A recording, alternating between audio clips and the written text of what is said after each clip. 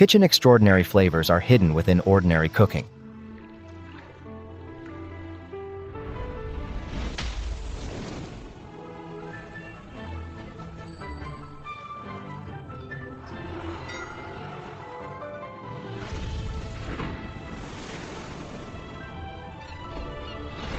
In the common daily life, stories of tea, I'm Flo. Time to eat, guys. Let's dig in.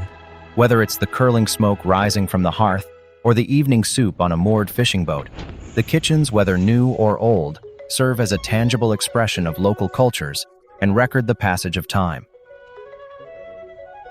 Cheers. Cheers. Every Chinese has their own super kitchen.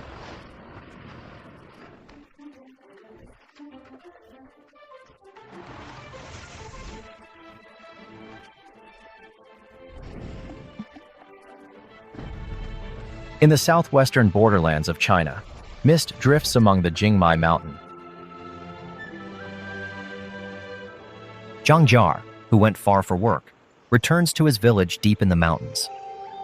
According to Lahua people's tradition, when a man establishes his own family, he can set up a new hearth.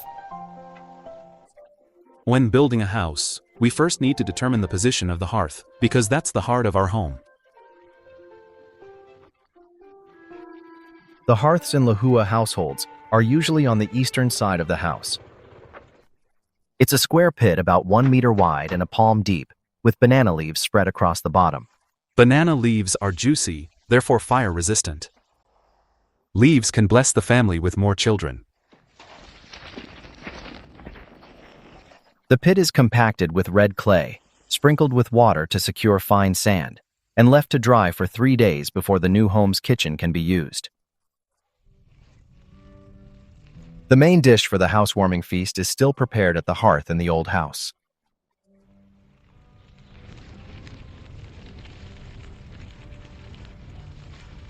Free-range chickens from the tea garden are roasted whole. Flames burn away the feathers and spread the aroma of wood. Grilling is one of humanity's oldest cooking methods. The character "pu" in the Lahua language implies grilling food to a fragrant state. In the simple hearth, Lahua folks make optimal use of varying heat levels. Amid the embers, spices are roasted to a charred fragrance.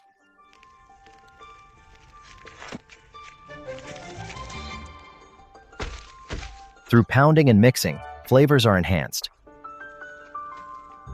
The chicken is mixed evenly with spices and stir-fried. With a few ladles of boiling water and a bit more heat, a pot of chicken soup, so aromatic and spicy, is ready. It's exuding a rich, smoky scent. Bring that over. Cut a piece from this corner and put it in the hearth. The homemade traditional well salt is heated over the fire, absorbing the scent of herbs and wood. Adding this small pot of salt to the soup makes it so delicious.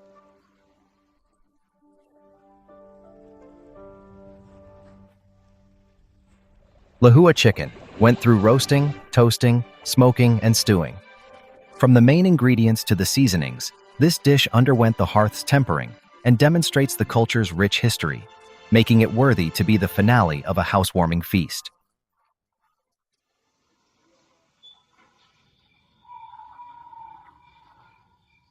Take this new fire source and ignite this new hearth.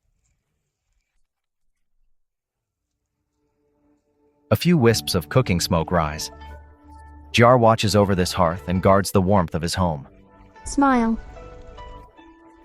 This corner, which tells the story of the family's flavors, has become his place of belonging.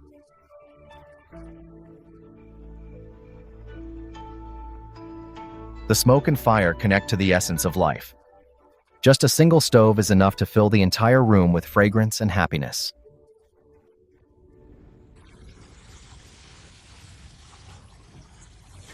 It's too hot to bear. In this one-person kitchen, Zhu Wanzheng is cooking. His motions are as vigorous as his singing. When cooking, one must stand firmly. It's quite likely to suddenly fall onto the pot. The pot is secured with a steel ring welded in place. The knife is positioned in a slot. These reinforcements are no surprise. After all, the kitchen shakes on top of the waves. A 1 square meter space is incredibly precious on an offshore fishing boat.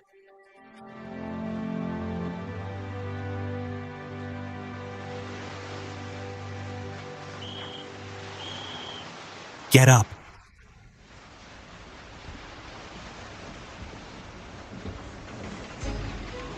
There is a saying in Chinese, cast a long line to catch a big fish. This phrase is perfectly suited for longline fishing. Drop. Buoys are connected by a 10,000-meter long line with a hook every 5 meters. Different hook sizes and bait match specific fish species. During the season, large hooks with large pieces of mackerel are used specifically for a predatory species.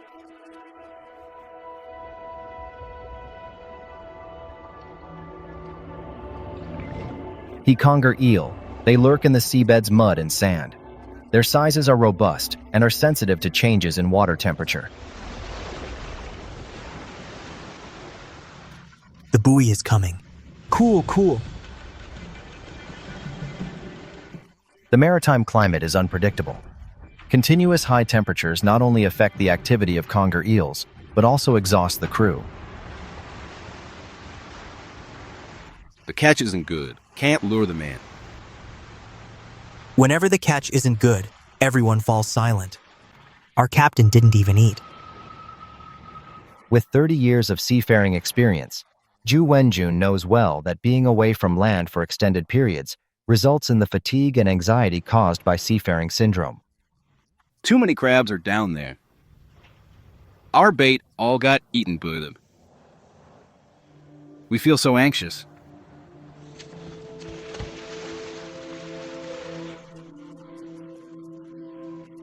We didn't get many eels for the last 2 days. Let's catch some crabs and prepare a feast to raise our moods.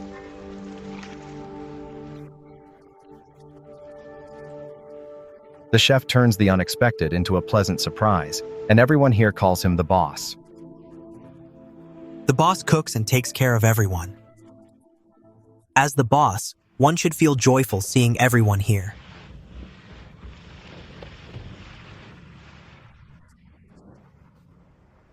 You will be our lunch. Ingredients may be scarce at sea, but with the boss around, even without a large catch, the menu in the tiny kitchen can be refreshed daily.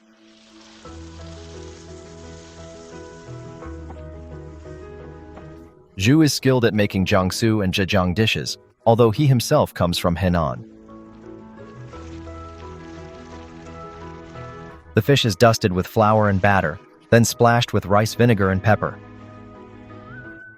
The fresh scallions grown in the ship's kitchen give this fishball soup a homey touch. When the stomachs are filled up, the hearts also get warmed. Time to eat. Eat well so we have the energy to work. It's pouring rain. Big fish are coming. Drop the bait. On it. A cooling rain brought down the temperature, sparking the appetite and hunting instinct of the eels. The catch over the next few days hinges on this opportunity. The boss has also joined the fight. 150 baskets and 400 hooks were used to set up a massive fishing array stretching for several nautical miles. Drop the bait. Big fish. Drop the bait. Big fish. The first eel is on the hook. It's struggling fiercely, pulling the line to near breaking. It's about to slip the hook. Get it. Let me do it. The sail cuts through waves. A rod is cast, and a silver conger eel leaps into the air.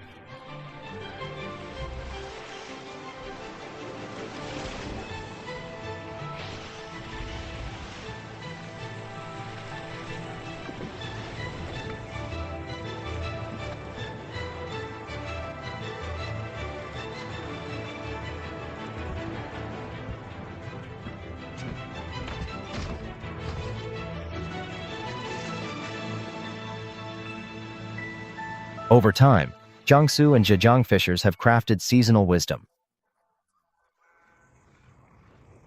Preserving eels as dried fish, let the sea breeze infuse them with saltiness until they achieve a smooth, rich texture.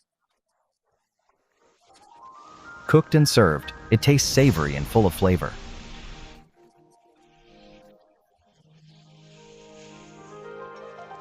Even the leftover eel scraps paired with pickled mustard greens can create a unique Taizhou delicacy.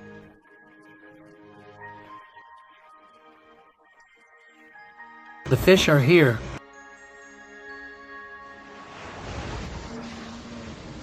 Catch them. Steady.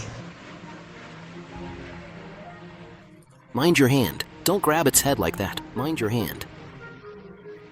Be careful with the alive ones. You had your fingers in its mouth? Yeah. He would have lost that finger if you hadn't alerted him. Eels are very aggressive. The eels on the boat are fresh and unfrozen. Their bodies are still fresh and soft. While they still have the might to bite, the quicker they're processed, the firmer the meat. I'm not exaggerating. Those in stores taste nothing like a freshly caught eel. This kitchen may be small, but its proximity to the sea results in incredibly delicious dishes. Oil sizzles as fish skin bursts with golden power. Knife marks form ridges, with each groove filled with the flow of tasty sauce.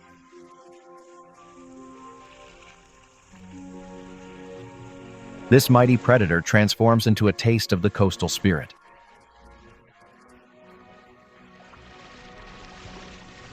Cheers. The head should face him. I can't hold my laugh anymore. Let him speak first. I grew up in Guizhou. I'm from Sichuan. It's my first time on board. On land, we can't find seafood as fresh as these. The lady boss will say, "How about sending money to your wife?" I say, "Okay, I shall send them all." These men will spend several more months on board. Even though they are far from home, a small kitchen creates the warmth of home.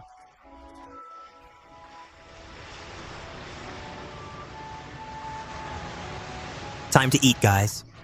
Let's eat. No more homesickness after a nice meal. One misses home when working elsewhere. Come to think of it, maybe it's your stomach that misses mom's home-cooked dishes. In the snow-covered northern winter, an iron pot, wood fire, and mommy's handmade dumplings symbolize a warm family reunion for the winter solstice.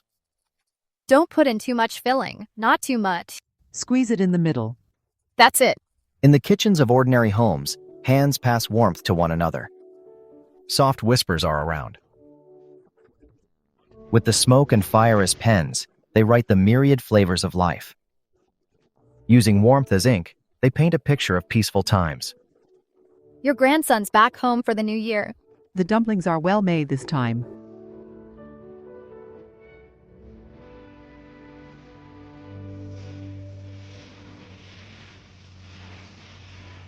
Amid the misty rain in Jiangnan, the ancient hearth stands quietly.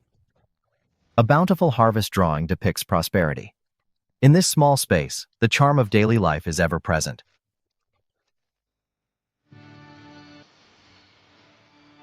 In Jiangnan folks' view, there are 8 treasures in the water. This divine image is likely the embodiment of poetic charm.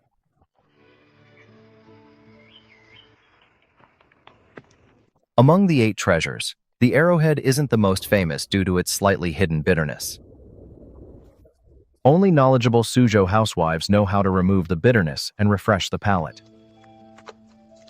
I'll boil the pork after digging arrowheads. Our dinner dish is braised pork belly.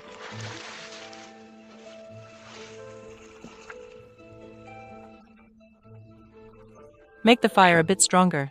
A bit stronger? Yep. A simple coin is perfect for peeling the thin skin of an arrowhead. It comes off without effort. Animal fat is a well-known secret for removing bitterness. Therefore, braised pork with arrowhead during the season is richer than usual, extra fatty.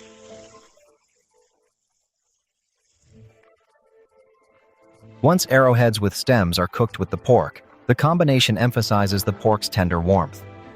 The surface of the arrowheads becomes soft, while the center remains crisp. Here comes the dish. The seasonal arrowhead transforms in countless ways in old Suzhou kitchens. They can undergo pan-fry, deep fry, or marinating. Even just the tenderest arrowhead stems are picked and stir-fried into a dish.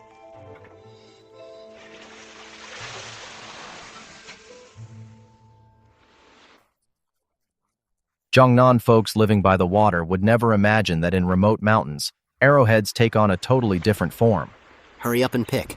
With great force, the rake turns over the soil. The wild plant roots that Bu Lingbin is digging up resemble the arrowhead in Jiangnan, but less than 1/7 of its size. The locals call them small arrowheads. Small arrowheads make tasty accompaniments to drinks. Exceptionally nice. We two have a drink together? Sure. Let's have a drink.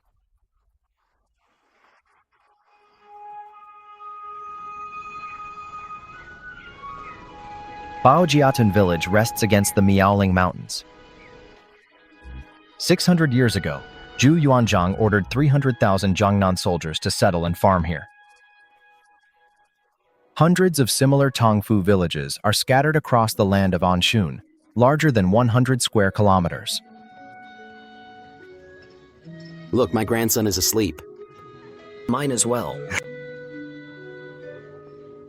Fengyang Hanfu clothes from Ming Dynasty, Jiangnan traditional houses built with stones.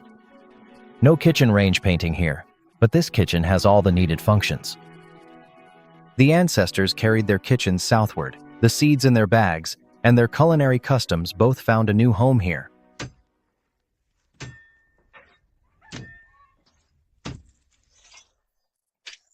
With a firm press of a knife, the sticky arrowhead juice oozes out.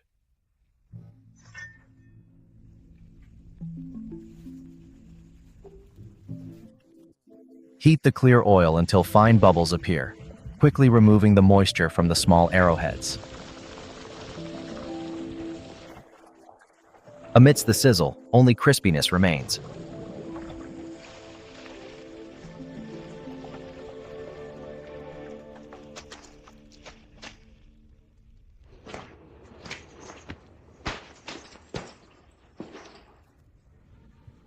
Told you to watch our grandkids, yet you went for boxing. Don't complain. I was showing the boxing to kids. Small arrowheads.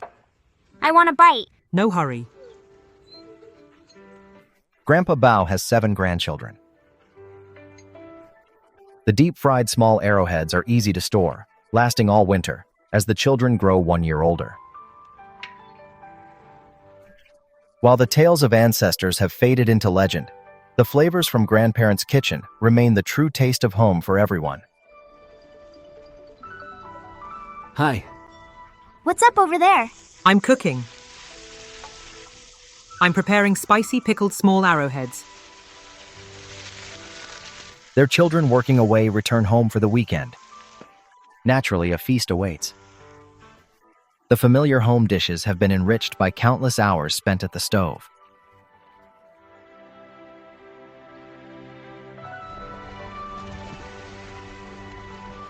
The renowned Suzhou pastries depict delicacy, evoking the comforting flavors that their immigrant ancestors missed most during festive seasons.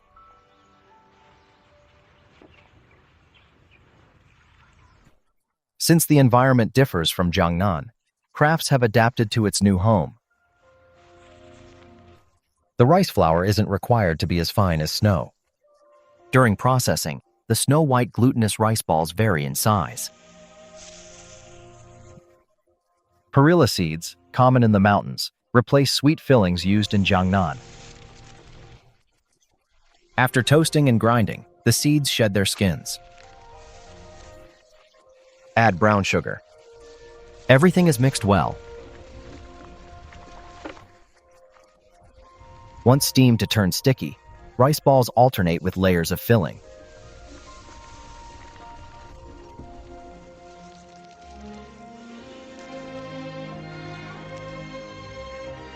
Time for a meal. Today, the traditional 8 bowls of Tongfu cuisine still reveal distinct Jiangnan heritage. The tastes hold memories far more enduring than any books of family genealogy. Our ancestors believed that where the road leads, so too does home, and where the kitchen is, there lies the spirit of one's homeland.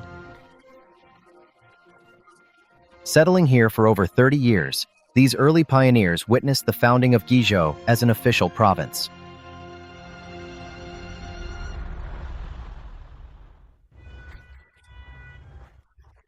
The kitchen, beyond providing food, stands as a refuge for wanderers. Day and night, it's a city's gentle embrace. When night falls, the rhythmic knocks stir an instinctual craving among Wuzhou folks.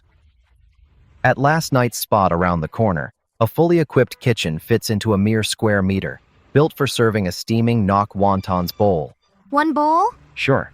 Deliver it to my shop. Hold well, don't spill the food. This mini kitchen was crafted by Xia himself. The stove moves with his tricycle. 20 thermos flasks act as a sink. 5 drawers act as a cabinet. The wontons are plump with a rosy hue. Xia's secret skill is the art of folding. His technique for layering the dough isn't unique, but Wuzhou locals make clever use of a special measuring board. It ensures that each sheet is equally thin and light. The filling is fresh, sticky pork tenderloin. With a swipe of bamboo and the flick of the thumb and forefinger, there's a secret at play. As the hollow dough hits boiling water, internal water is boiled in too.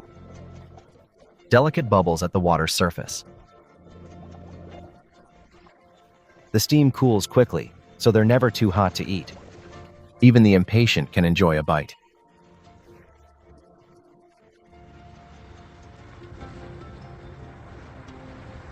Am I up for the next bowl? Yes. Is my order coming? Yep. How about us? Yours not yet. Mom, ours still isn't ready. For the regulars, Xia's wontons are worth the wait. Wontons take center stage in this warm dish, but the side characters are as impressive.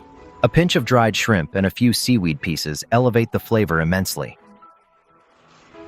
A scoop of fresh meat filling is drizzled with yellow wine on its way to the pot. It's quickly dispersed and blanched, boiled to just cooked, and then swiftly put in a bowl, marking the final flourish in this culinary delight. It's ready, kid. To the door of that shop.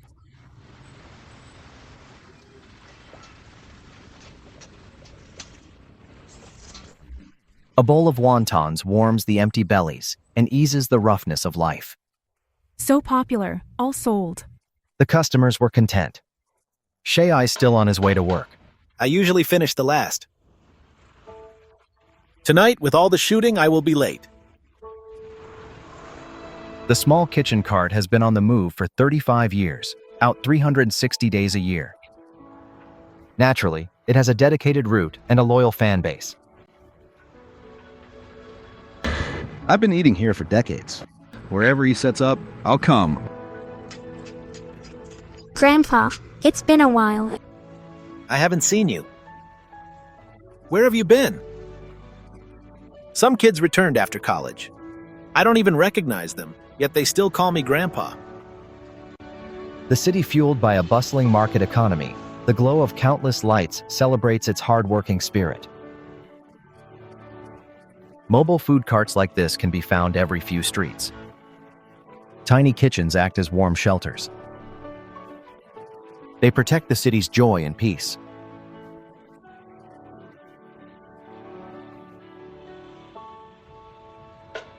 At 3 a.m., Xia packs up. Over 1,000 kilometers away in Shunda, Foshan, Auntie Xia's kitchen got busy. Careful, careful. So early today, everyone looks joyful.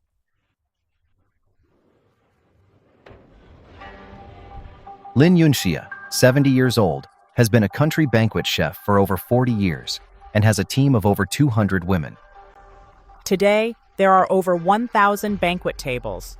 Liada Street, Haizhu District, over 10 locations. Portable kitchens loaded onto 7 trucks. All right, hurry up. Be ready before 7 a.m. Let's go. Move.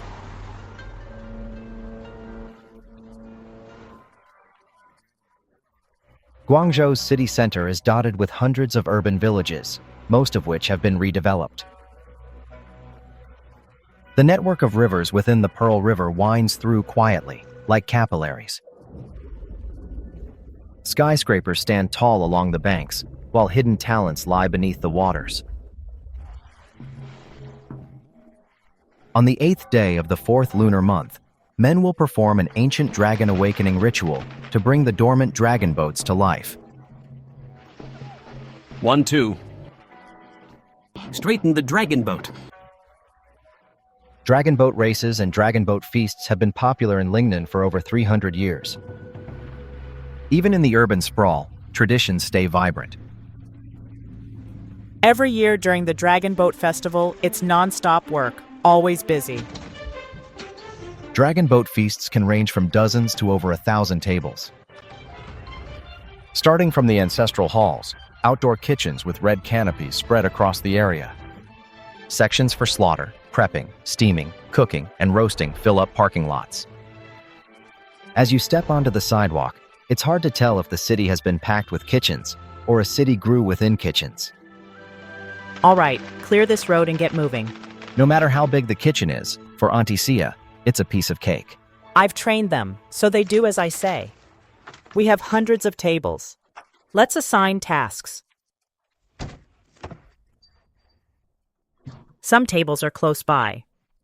Others are so far away.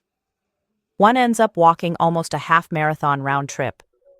A draw for assignments is needed. The menu is not fixed. 9 courses vary in extravagance, all in pursuit of fortune.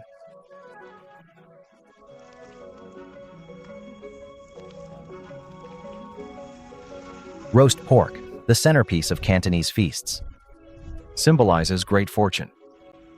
It serves as the perfect award for the winning team. Roasted at 300 degrees Celsius, it wears a golden hue. Once the skin is crisp and the meat tender, the most beloved dish is ready.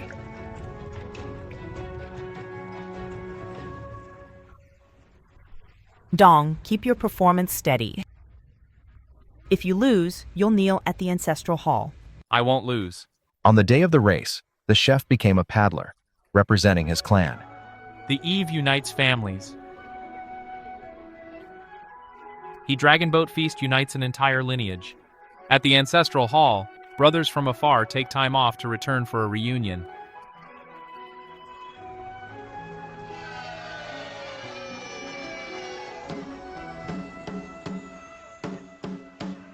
"2024 Dragon Boat Race. Attention, all teams.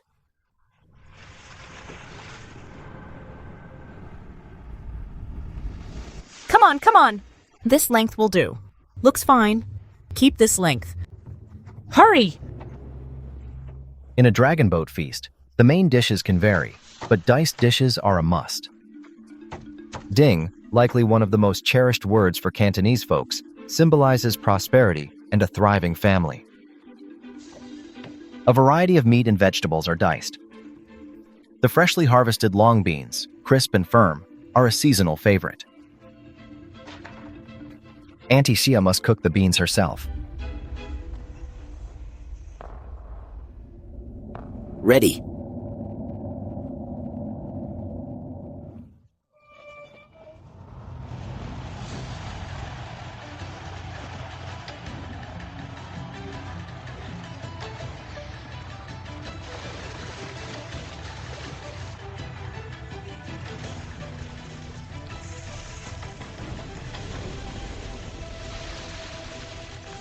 In a massive wok over a meter wide, 20 servings of diced ingredients are cooked.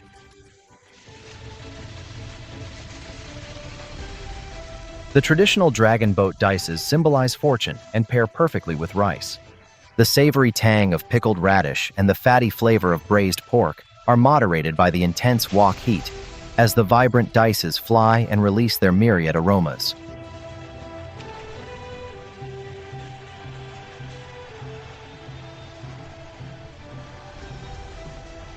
The race intensifies.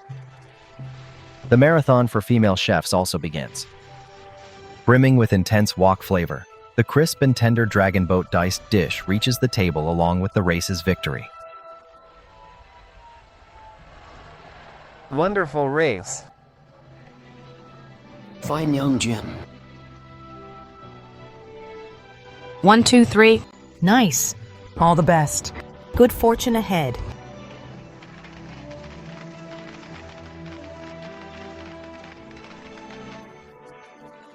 As the city expands and rivers narrow, each launch of the dragon boats, an assembly of rural kitchens, awakens a deep sense of kinship that runs in our veins. It flows like the Pearl River through the towering buildings in an unending rush.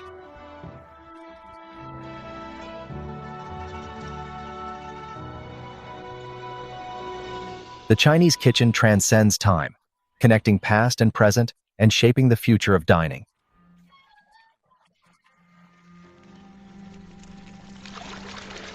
In the secluded grasslands, this ancient food prepared by the Edgy holds the secret to modern tastes.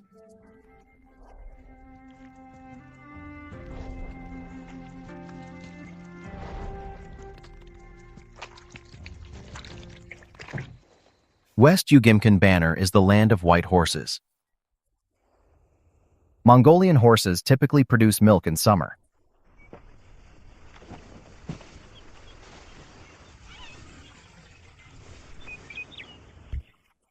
This mare in Tuyua's yard is clearly uneasy. Being new to motherhood, she's nervous and restless. Time for milk. Open the gate. To ensure ample milk production, the new mother must be separated from her foals for at least 2 hours. Be calm. Be good.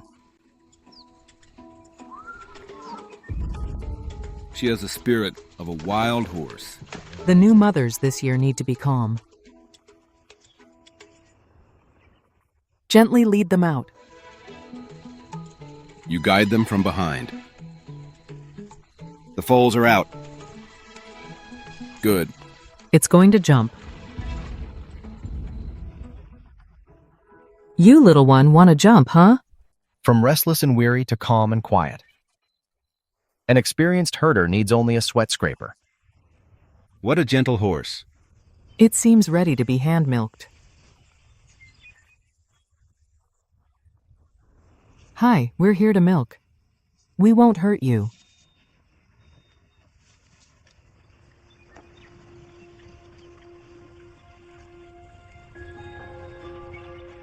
Precious ingredients must be exchanged with sincerity. However, the milk from new mothers is quite limited, and the foals need to be fed first.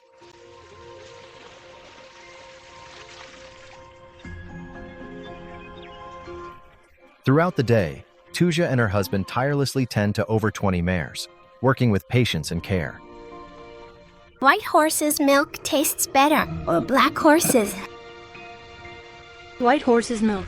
Correct. You got it.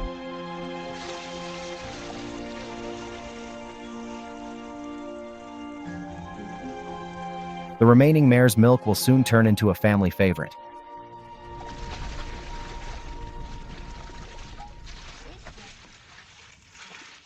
The more churning, the better it tastes. You see here that we draw a Jung character. Each stroke is repeated 100 times, churned it thousands of times a day. In the up and down motion, lactic acid bacteria metabolize to produce carbon dioxide, creating a frothy layer of bubbles.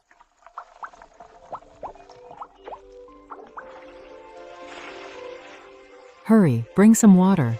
Coming. Pour it? Pour just a bit. Churning was done 10,000 times in a Jung pattern. In 3 days, it becomes the imperial drink of the grassland, the airag. It offers a refreshing sensation akin to sparkling water. With a low alcohol content of about 1 to 2%, it's pleasantly soothing. It's like an alarm clock for the nomads that announces the approach of the annual Nadir Fair.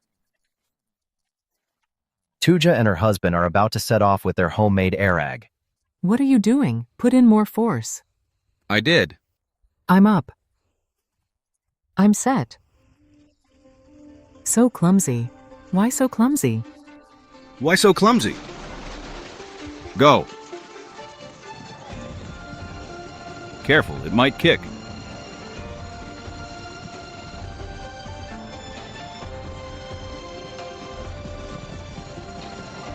Across the grassland, Nadir Fair is the most entertaining event and the largest nomadic market.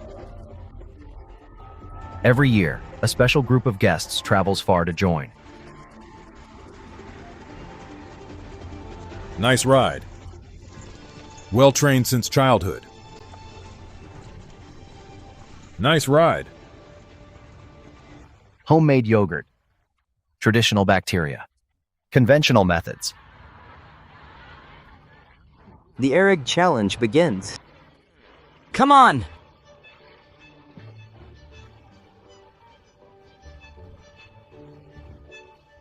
Some celebrate the harvest, while for others, it's time for work. Have a try. Zhang Heping is a food scientist. He has been collecting probiotics for 30 years. Very sour? Not too sour. Perfect. Thank you. Awesome taste.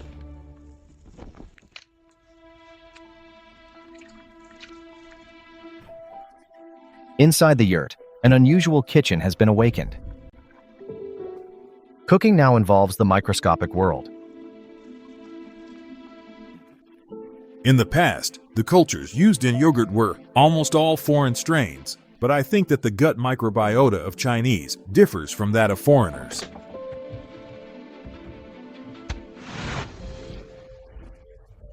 Over 200 samples from the grassland were sent to this lab. After separation, purification, and an activity test in a setting mimicking the stomach, the perfectly suitable probiotic was chosen.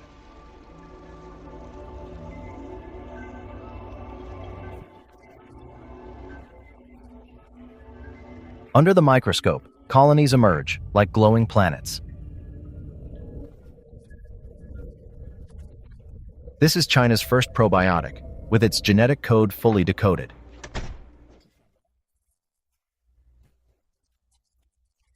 It even has its own name, Lactobacillus casei-jung, named after its discoverer. Today, most readily available yogurt brands contain this strain. Have some fresh airag. Irog has been on the nomad's table for over 2,000 years. In the kitchen, tradition meets science, giving refreshment to this ancient drink. Nowadays, probiotics are known for their unique health benefits. They gracefully found their place in modern Chinese kitchens.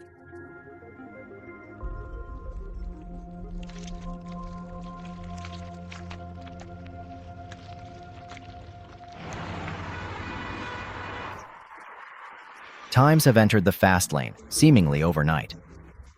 Countless foods from afar have become familiar. Welcome aboard the route to Luossifan box.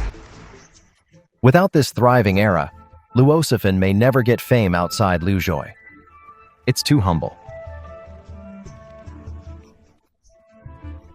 The bizarre broth comes with even more peculiar ingredients. The smell of fermented bamboo shoots makes newcomers recoil, yet they are treasured by the Luzhou folks. Not stinky at all. Really? I'm willing to drive 30 kilometers for this.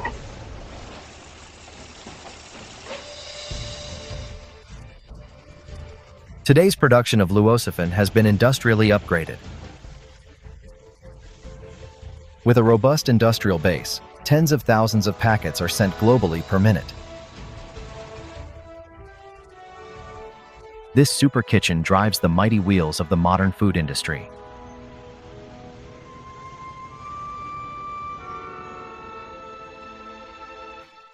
The secret to Luosophan's popular flavors is kept in a hidden paradise.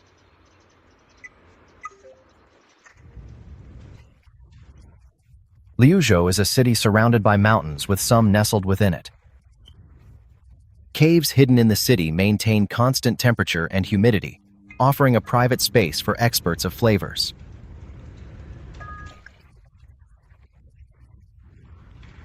Hidden in the cave are jars of sour water, aged from 10 years to nearly 100 years. These time-honored treasures are key to transforming fresh bamboo shoots.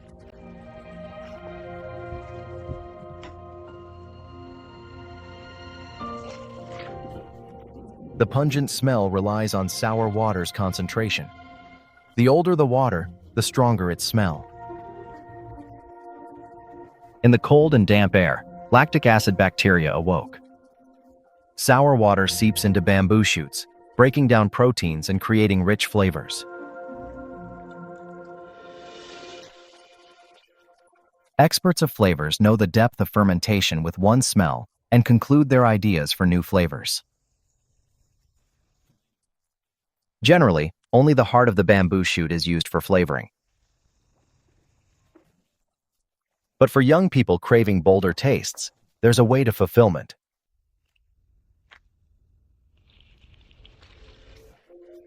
Bamboo husks are soaked in sour water and deliver an intense kick.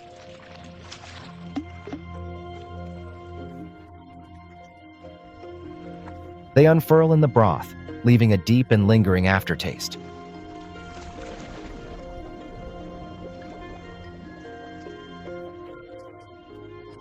Balancing sour, pungent, fresh, and mellow smells, its taste captures the essence of wilderness and urban life.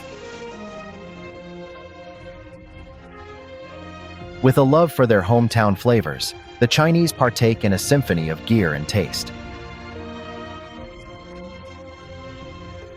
As meals transcend time, familial bonds illuminate the kitchen, making it a starting point for stories and a destination for reunion.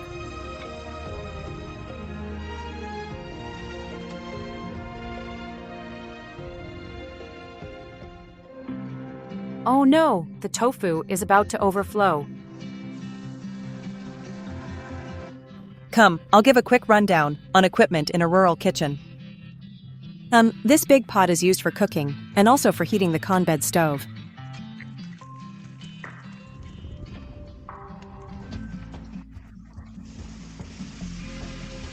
Bro preparing dishes. It's New Year's Eve. Time to chop the filling for dumplings. Today is a special day. Birthday noodles from my dad. Dad cooked for me the moment I arrived. He's already 85 yet still spoils me.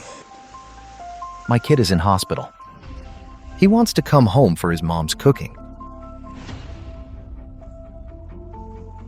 Auntie, we cooked some. Thank you.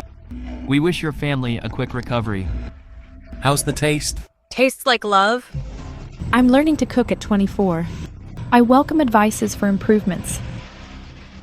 Is this how you slice potatoes? Gosh, this... Here, Dad will teach you. Relax, I won't comment on the tastes. I will always say nice. Heart-shaped. Caught you sneaking a bite? Time to eat. Okay. Here, time for food.